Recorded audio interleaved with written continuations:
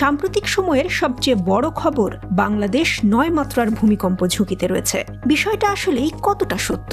নিশ্চয়ই এ নিয়ে মনে প্রশ্ন জেগেছে। পরিসংখ্যান বলছে গত ৪৮৫ বছরে বাংলাদেশের ভূভাগে ৫২টি মৃদু থেকে তীব্র ভূমিকম্প হয়েছে।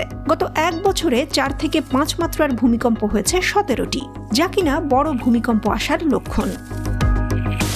পৃথিবীর সবচেয়ে বেশি এবং বড় ভূমিকম্পগুলো ঘটে ভূত্বকের পাতগুলোর ফাটল রেখা ধরে।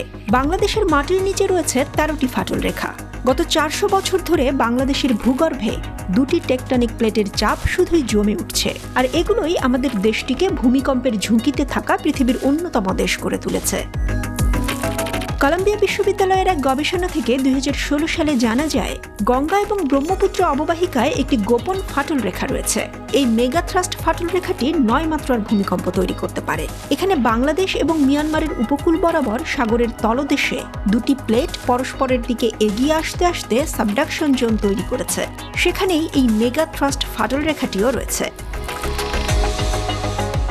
মেগা থ্রাস্ট ফাটল রেখাটির বামে ইন্ডিয়া প্লেট, বাংলাদেশের রংপুর, রাজশাহী, ময়মনসিংহ, ঢাকা, বরিশাল ও খুলনা বিভাগ আর সিলেট বিভাগের উত্তর অংশ এই প্লেটের উপরে, আর ডানে থাকা বার্মিজ প্লেটের উপরে সিলেট বিভাগের দক্ষিণ অংশ আর চট্টগ্রাম বিভাগ। বিশেষজ্ঞরা বলেছেন ৮০০ থেকে ১০০০ বছর আগেও এখানে ভয়াবহ ভূমিকম্প হয়েছে।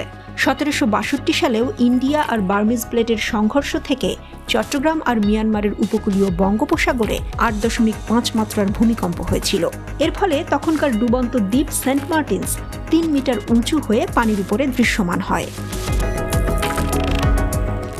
ইন্ডিয়া এবং বার্মিজ প্লেটের ধাক্কাধাক্কিতে বার্মিজ প্লেটে বাংলাদেশের ভূভাগের পুরোটা জুড়ে জমা হয়েছে প্রচণ্ড শক্তি।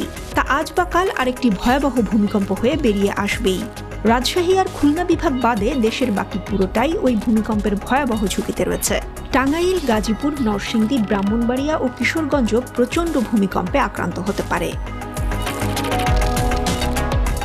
মাঝারি ভূমিকম্পের ঝুঁকিতে রয়েছে নওগাঁ, রাজশাহী, নাটোর, সিরাজগঞ্জ, পাবনা, মানিকগঞ্জ, ঢাকা, নারায়ণগঞ্জ, মুন্সিগঞ্জ, কুমিল্লা, চাঁদপুর, ফেনী, নোয়াখালী, চট্টগ্রাম, বান্দরবান এবং কক্সবাজার। ১৮৯৭ সালের গ্রেট ইন্ডিয়ান আর্থকোয়েকে ভয়াবহ ক্ষয়ক্ষতি হয়েছিল রাজশাহীর। অঞ্চলটি এখনও সক্রিয় ভূমিকম্প প্রবণ এলাকায় অবস্থিত।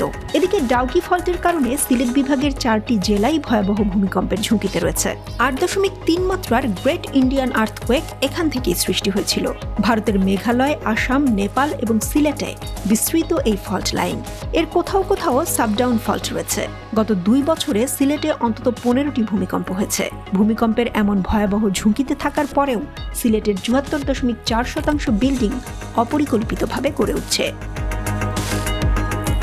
ঢাকার ভূগর্ভে কোনো ফল্ট লাইন নেই, তবুও ৯ মাত্রার ভূমিকম্পে মিশে যাবে রাজধানী, কারণ কাছেই টাঙ্গাইলের মধুপুরে বিপজ্জনক ফল্ট লাইন আছে।